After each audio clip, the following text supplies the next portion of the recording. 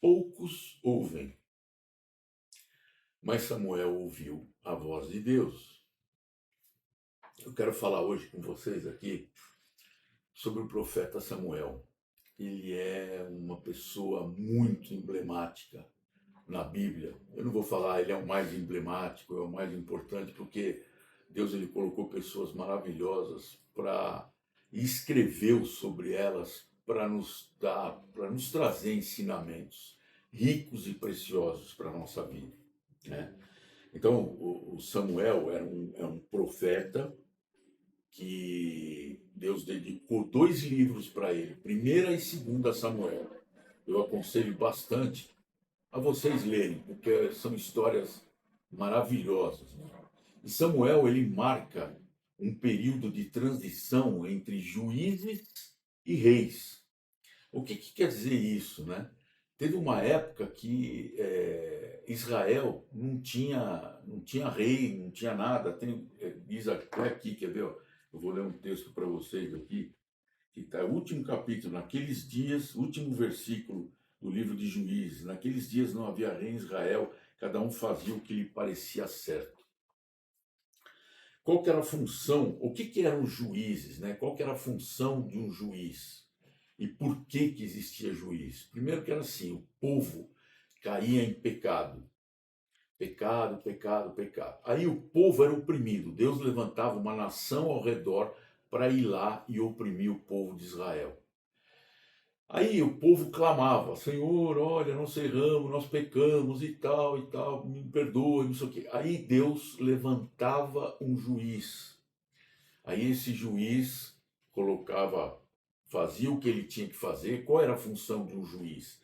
Então o juiz ele tinha liderança militar, ele era uma pessoa que fazia julgamentos civis, né? Ele julgava entre um povo e outro, entre uma pessoa e outra pessoa, ou tem uma questão, ele ia lá e julgava isso. E ele dava orientação espiritual. Então, nessa de liderança militar, ele ia lá e dizimava os seus inimigos e o povo entrava em paz. Ficava muito tempo em paz até que havia recaída e novamente tinha esse ciclo. Havia recaída com o pecado, e aí o povo era oprimido, e aí era o clamor, enfim, ia por aí vai. Israel teve cerca de 18 juízes, mais ou menos. Teve alguns juízes que vocês já conhecem, por exemplo, Sansão foi um juiz. Lembra do Sansão e Dalila? Ele era um juiz. Quem era outro juiz que talvez vocês conheçam? Gideão foi um juiz. Débora foi uma juíza. Edom, dentre outros, né? Jefté foi um juiz. Enfim, essa época estava chegando no fim e aí vai começar a época de reis, né? Do reinado, de ser um rei para Israel, né? Mas aí entra Samuel aí no meio, né? O que acontece ali com Samuel? Havia sacerdotes, né? Havia um sacerdote, lembra, uma vez eu comentei para vocês, a tribo de Levi da onde vinham os sacerdotes que exerciam, que intercediam pelo povo, que faziam sacrifícios pelo povo. O povo levava os seus animais para serem sacrificados, a fim de seus pecados serem expiados, né? Serem cobertos. Diferentemente de hoje, que o sangue de Jesus tirou os nossos pecados, é óbvio, para aqueles que creem, né? Para aqueles que entregaram suas vidas ao Senhor. Muito bem. Aí, o que acontecia, né? Como é que surgiu Samuel? Deixa eu falar uma coisa. O Eli, que era o sacerdote, tinha dois filhos, Rófine e Finéias. Eles eram corruptos demais, eles eram ruins demais. E o seu pai era omisso. Eli era uma pessoa omissa. Ele não repreendia seus filhos suficientemente para que eles mudassem de atitude. Então Deus já falou: não, isso aí não serve para mim. E aí ele começou a preparar Samuel. Mas como assim começou a preparar Samuel? Como que Samuel surgiu? Olha que interessante. Havia um homem chamado Eucana que tinha duas esposas. Naquela época podia, né? Era a Ana e a Penina. Ana era estéril. E naquela época uma mulher ser estéril era muito ruim para a mulher. Não só ela era humilhada pelas outras, como também por ela mesma, ela se sentia humilhada, né? Tanto é que o marido dela falou assim, pô, mas não sou eu melhor do que 10 filhos para você? Olha o que o cara fala para a mulher. Mas ela se sentia humilhada, se sentia, ela estava desgostosa da vida. Então, quando eles iam ao templo, onde Eli e seus filhos ficavam, eles iam lá fazer sacrifícios anuais, levar os animais para serem sacrificados, para o sacerdote interceder pelo povo para tirar os pecados deles. Né? Então ela ia, não comia, estava com aquele semblante ruim, e ela estava orando. Eu vou ler para vocês aqui um texto que é interessante, olha. Diz assim, ó. Com a alma amargurada, Ana orou ao Senhor, chorou muito e fez o seguinte voto: Ó Senhor dos Exércitos, se deres atenção à aflição da tua serva, se lembrares de mim e não te esqueceres da tua serva, mas lhes derem um menino, eu o dedicarei ao Senhor por todos os dias da sua vida, e navalha não passará para a cabeça dele. Navalha quer dizer, ele era um nazireu de Deus. O nazireu, para a pessoa ser um nazireu, tinha um monte de regras, né? A mãe não podia tomar bebida forte, uma série de coisas. E não podia cortar o cabelo. Lembra Sansão? A força do Sansão estava nos seus cabelos, porque ele era um juiz e ele era um nazireu de Deus. Mas enfim, enquanto ela orava ao Senhor, Eli observava seus lábios. Como Ana orava em silêncio, seus lábios se moviam, mas não se ouvia a voz. Por isso Eli pensou que ela estivesse embriagada. Ele disse: Até quando ficarás embriagada? Deixa de beber vinho. Mas Ana respondeu: Não, meu senhor. Sou uma mulher angustiada. Não bebi vinho nem bebida forte, mas derramei a minha alma diante do Senhor. Não penses que a tua serva é mulher sem valor, porque tenho falado até agora da minha grande ansiedade e aflição, porque ela não tinha filhos. Ele lhe respondeu: Vai-te em paz, e o Deus de Israel te conceda o pedido que lhe fizeste. Olha que ele fala assim, ela disse que a tua serva encontre graça diante de ti. Então a mulher seguiu o seu caminho e comeu, e sua aparência deixou de ser triste. Ela deve ter sentido uma paz de Deus enorme naquele momento, enorme, enorme. Ela não tinha nem ainda coabitado com seu marido, mas ela sentiu a paz de Deus porque ela orou com fé. O que é a fé? Não é assim, ó, tem a fé que você vai ter um filho, não. Fé é o seguinte: se Deus me der um filho, louvado seja o Senhor. Se Ele não me der, louvado seja o Senhor também. Isso é fé, entendeu? E ela estava, eu já senti essa paz de Deus. Eu já falei uma vez para vocês aqui, existem a paz com Deus e a paz de Deus. A paz com Deus é quando você se reconcilia com Deus. Ou seja, quando você aceita o sacrifício do filho dele. Ele deu o filho dele para morrer por você. E muitas vezes, muitas pessoas não aceitam. Então você está em guerra com Deus. Agora, quando você aceita isso, você tem a paz com Deus. E a paz de Deus é essa paz que ela sentiu aqui.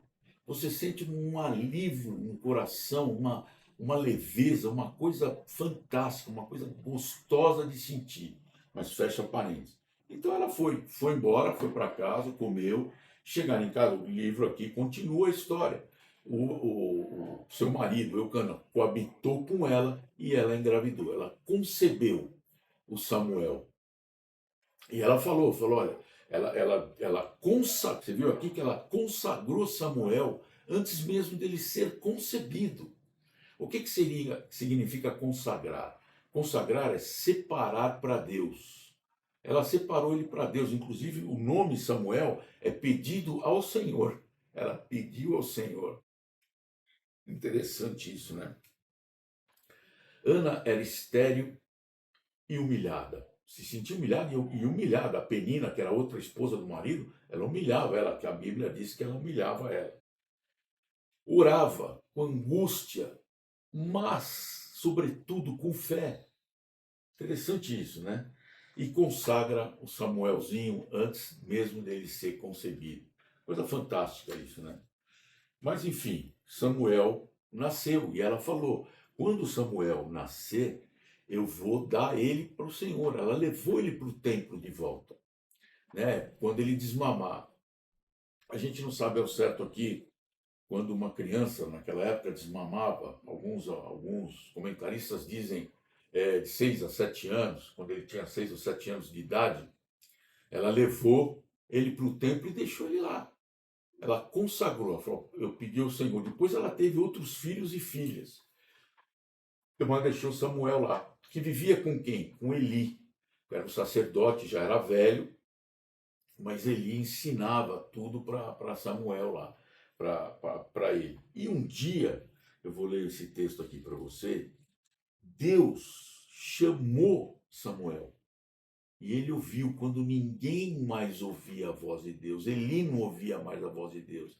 Deus já tinha desistido de Eli e dos seus filhos. Olha o que ele fala aqui, ó. Eli já estava muito velho, ele ficou sabendo de tudo quanto seus filhos faziam a todo Israel, de como se deitavam com as mulheres que ministravam à porta da tenda da revelação. Então lhes disse: por que fazeis isso? Tenho ouvido de todo esse povo sobre o vosso mau procedimento. Não, meus filhos, os comentários que ouço se espalhando entre o povo do Senhor não são bons. Mas daí? Não fazia nada. Olha o que Deus fala. Por que desprezais o meu sacrifício e a minha oferta, que ordenei se fizessem na minha morada? Deus falando. Porque honra teus filhos mais do que a mim, engordando-vos com o melhor de todas as ofertas do meu povo de Israel? Então, portanto, o Senhor, o Deus de Israel, declara: na verdade, eu disse que a tua família, a família de teu pai, me serviriam para sempre. Mas agora o Senhor diz: longe de mim tal coisa, pois honrarei os que me honram, mas os que me desprezam serão desprezados. Então, Eli e seus filhos, porque o sacerdócio era de pai para filho. Então, como Eli tinha os dois filhos, já era, não era mais. Então Deus falou: não vou mais honrar quem me despreza, né? Muito bem, aí um dia, ali, ó, certo dia, Eli, aí fala aqui que Eli já estava velho, com os olhos fechados e tal. A lâmpada de Deus ainda não havia se apagado e Samuel estava deitado também no seu aposento. Aí, onde estava a arca de Deus. Então o Senhor chamou: Samuel, Samuel. Ele respondeu: aqui estou. E foi correndo para onde? Para Eli. Ô, Senhor, você me chamou. Aí ele falou: não, te chamei. E isso ocorre. Você vai lendo aqui no capítulo 3. Aí de novo ele deitou, vai deitar, eu não te chamei nada. Aí de novo, Senhor, Samuel, Samuel. E ele: estou aqui, Senhor. Saiu correndo, foi falar com Eli. Ele falou: não sou eu que estou te chamando. Aí ele entendeu que era Deus. E falou para ele, deu instrução para o menino. Falou: olha, então o Senhor disse, ele falou assim: ó, depois disso o Senhor voltou, permaneceu ali e chamou como outras vezes: Samuel, Samuel. Ah, e ele disse a Samuel: vai deitar-se. Se ele te chamar, diz: fala, Senhor, pois o teu servo ouve. Samuel foi e deitou-se no seu lugar. Depois disso o Senhor voltou a chamar Samuel. E aí Samuel falou: fala, Senhor, teu servo ouve. Você vê, Eli não ouvia mais a voz de Deus, mas Samuel ouvia a voz de Deus. Então Deus não chama mais assim os mais experientes, os que eram dele, que serviram ele toda a vida. Não, Deus chama os disponíveis. Deus chama quem tem o coração disposto a obedecê-lo. Deus chama quem tem o coração disposto a enxergar que Deus é soberano, que Deus é Senhor, que Deus é a vida, que Deus é a verdade, que Deus nos deu a vida, não só a vida agora em carne e osso, mas nos deu a vida eterna. Pode nos dar a vida eterna para aqueles que aceitarem, né? O sangue dele derramado na cruz. Muito bem. E aí foi assim que Samuel então começou o seu ministério. O que Samuel? Então, com recorrer Samuel, a Bíblia fala que Samuel crescia em conhecimento e em estatura também. E o que Samuel era, né? Ele pegou para si, o Deus deu para ele 3 ofícios. Primeiro, ele era profeta. O que era o profeta? Ele era o porta-voz de Deus, o oráculo de Deus. Ele ouvia o que Deus tinha para falar e profetizava. O que mais? Ele era um líder espiritual e político, porque ele era juiz também. Né? Deixa eu só voltar aqui um pouquinho. Quando Deus vai lá e fala com Samuel, o que ele fala? Ele fala tudo o que ia acontecer com a família de Eli, que ele ia perder os 2 filhos no mesmo dia e que ele ia ser morto também. E foi o que aconteceu. E Eli pediu para Samuel, falou, o que Deus falar, você vai ter que falar para mim. E Samuel foi lá e falou para Eli que ele ia perder os 2 filhos no mesmo dia e que iria morrer também. Então era Samuel que estava ali sozinho. Então Deus atribuiu essas funções para ele. Ele era profeta, ele era o oráculo de Deus, o porta-voz de Deus. Ele era juiz, que ele intercedia pelo povo, assim, intercedia que eu digo, julgava, né, o povo politicamente, e ele era o sacerdote que intercedia pelo povo. Ele que fazia as orações, ele que vestia a estola sacerdotal, ele que fazia os sacrifícios anuais, que era expiação pelo pecado. Lembra que o pai e a mãe dele foram lá, que a mãe orou para o Eli, e o que eles foram fazer? Eles foram cumprir os seus votos. Anualmente eles tinham que ir no templo para cumprir esses sacrifícios, para se purificar dos pecados. E Samuel fazia tudo isso. Logo, ele era o quê? Ele era um líder que serve. E a Bíblia tem vários exemplos e mais exemplos do líder que serve. Um líder é aquele que serve os seus liderados, e não aquele que manda, não é o chefinho, vai fazer aquilo. Não, o líder está ali para servir. Um dia eu vou dar um estudo para vocês sobre líder, e olha só, já vou cantar a bola aqui. Vai ser diferente de todos os livrinhos que vocês vê que fala sobre liderança empresarial, liderança política, liderança não sei das quantas. Eu vou dar um estudo para vocês, vocês vão se surpreender o que é ser um líder de verdade. Né? Pensa no próprio Jesus. Jesus era um líder que serviu até a morte. Ele se sacrificou por mim e por você. Bom, mas enfim, fecha parênteses, mas eu vou fazer esse estudo para vocês. Então, o Samuel, ele era um líder de verdade. Bom, vamos falar aqui. Samuel, lembra que eu falei que estava naquela parte do término da época dos juízes e o começo da época de reis. Os israelitas aqui, eles queriam um rei. Então, Samuel, vem cá, você já está velho e elege-nos um rei. A gente quer um rei, o povo quer um rei, como tem outras nações.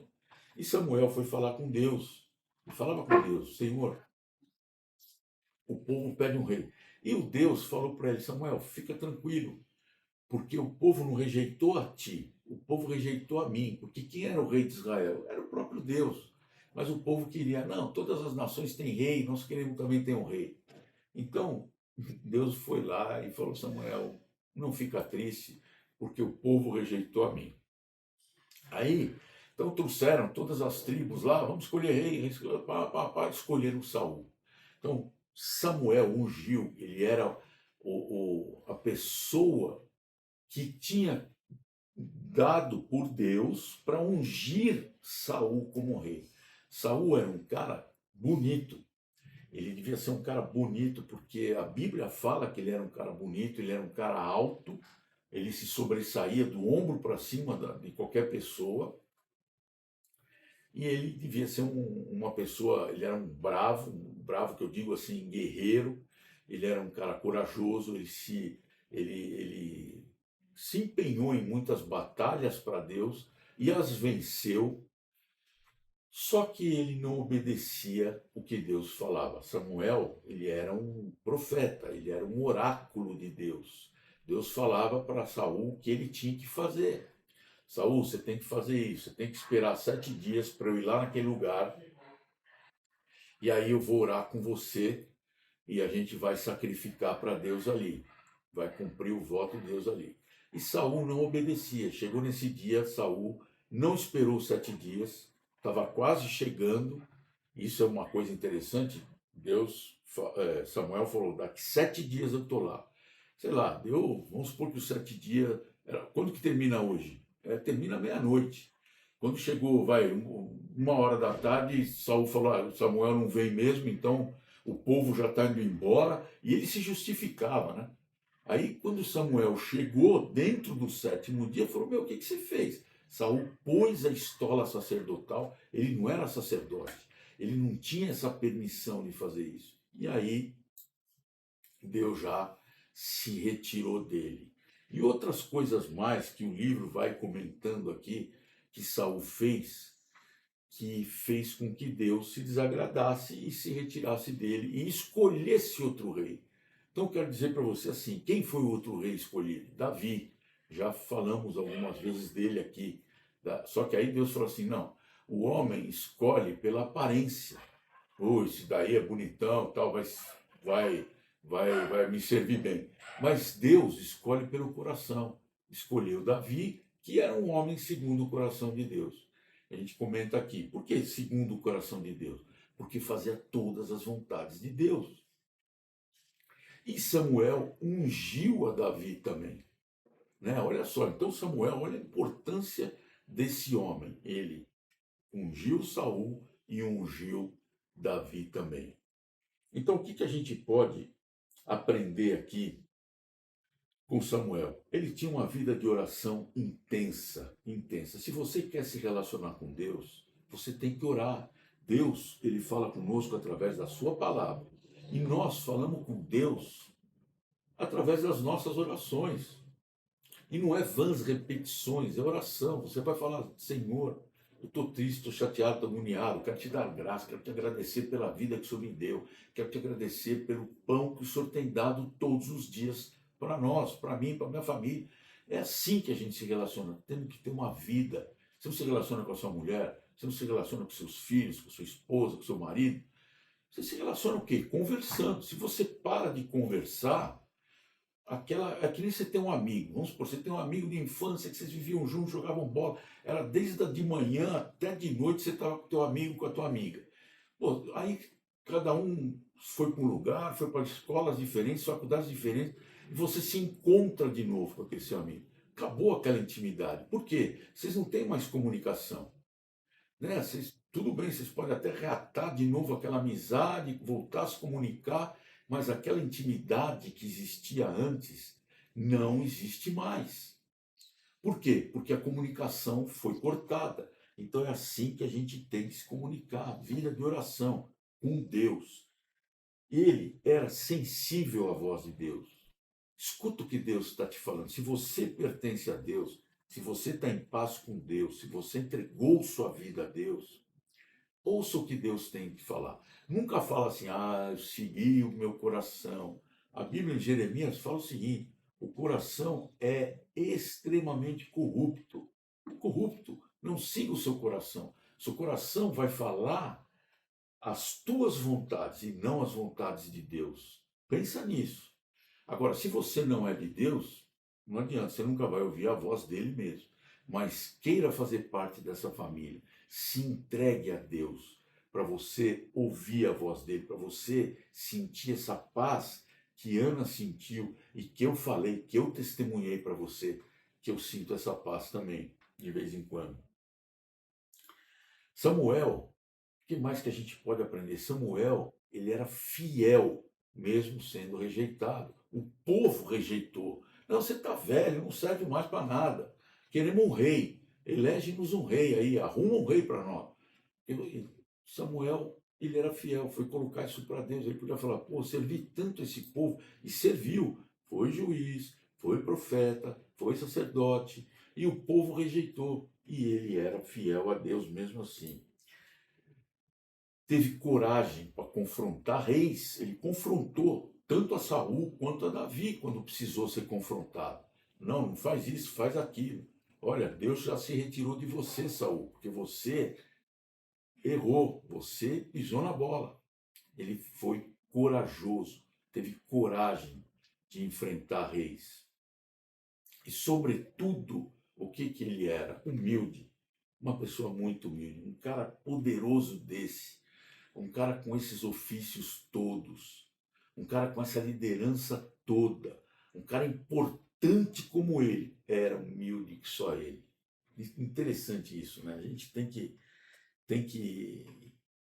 aprender com pessoas assim, né? A gente vê hoje tanto Zé Ninguém que acha que é alguma coisa e que quer subir em cima dos outros e que quer se fazer melhor do que muita gente e que tem aquele dogma. Eu nasci com convicção de que eu tenho que pisar os outros, que eu sou melhor que os outros. Então, a gente tem que aprender essa humildade com esse nosso Samuel aqui. E para a gente encerrar aqui, duas perguntas para você considerar. O que você está ouvindo? A voz de Deus ou você está seguindo uma tradição familiar? Eu segui uma tradição familiar. Meus bisavós eram de uma religião, meus avós eram, meus pais eram, e eu nasci nessa religião, continuei nessa religião, até que Deus me deu uma chacoalhada, eu sofri um acidente, quase morri, já contei essa história aqui, e fui no líder da minha religião, que é no bairro aqui, conversar com ele. E eu acordei, fui fazer perguntas que meus avós, minha avó falava, jamais você deve questionar. Não lê a Bíblia, não lê a Bíblia, que a Bíblia vai te levar para outro caminho. Você entendeu? Era gente, assim, eu estava numa tradição. Você ainda está nessa? Ou você vai, opa, deixa eu parar aqui, porque o que está em jogo? A sua vida.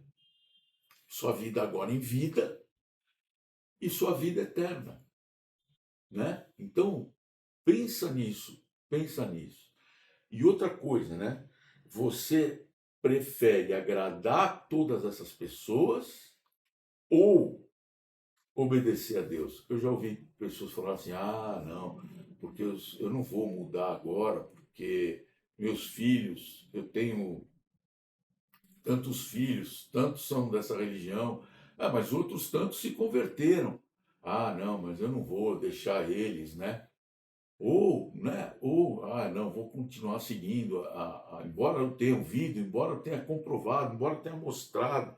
Não, você prefere o que? Agradar pessoas ou obedecer a Deus? Que isso fique de lição ou de questionamento para gente avaliar, tá bom, gente? Era isso que eu tinha para dizer para vocês e no amor de Deus Pai, na graça de nosso Senhor Jesus Cristo e na comunhão do Espírito Santo é que eu oro por todos vocês. Amém, Senhor.